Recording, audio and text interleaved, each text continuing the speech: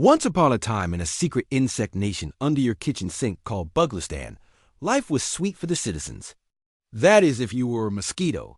You see, their beloved mosquito king, the one and only Bloodrich III, ruled over Buglistan with an iron fist and wings. His royal bloodline dated back centuries to when a mosquito the size of a hummingbird used to feast on the blood of dinosaurs. Yes, that big guy. Anyway, his descendants inherited his thirst for power and blood, ruling over Buglistan with an endless supply of both. Don't ask how it works. Just know that if you fall into a toilet in Buglistan, you either die or get flushed to the next dimension.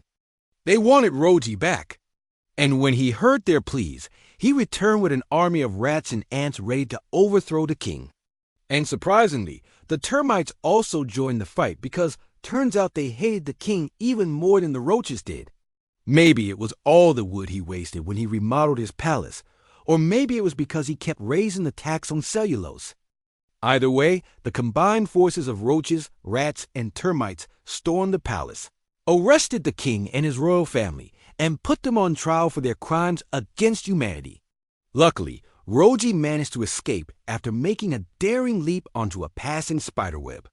Then Roji was elected prime minister with 69% of the vote, and the first thing he did was ban bug spray forever. Under his rule, the nation thrived. The roaches got free education on the ant trails. The ants got a new trail system to make their jobs easier.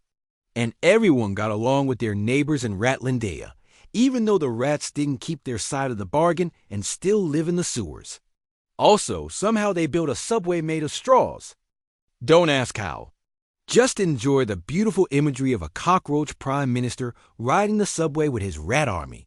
Then he ran away to Ratlandia, where he stayed for a while, hiding in a hole with 12 rats, each more filthy than the last.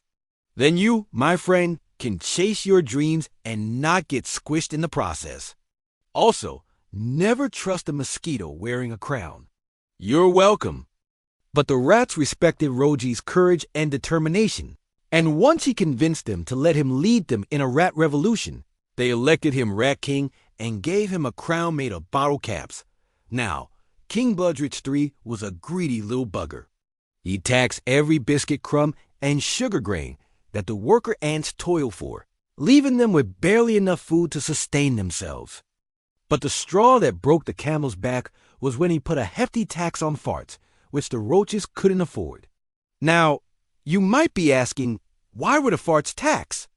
Well, you see, the king believed that a good fart could clear a room, or at least make a swift escape from a hungry bird.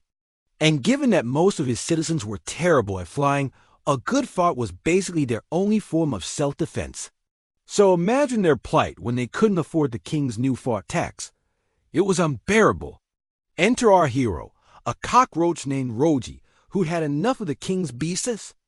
Unlike most cockroaches who were born and died in the sewers, Roji rose from the sewer slime to become prime minister. How did he do it? Well, he took a page out of Mother Teresa's book, helping the poor and desperate, mostly by stealing food and sharing it with those in need. Soon, he built a reputation as a selfless hero who fought tirelessly for bug rights, or at least the right to steal as much food as possible. But when the king found out about Roji's activities, he sentenced him to death by toilet flush portal. Meanwhile, back in Buglistan, the people couldn't take the king's exorbitant taxes anymore. After listening to all the evidence, the jury of worker bees found the rogues guilty and sentenced them to life in prison.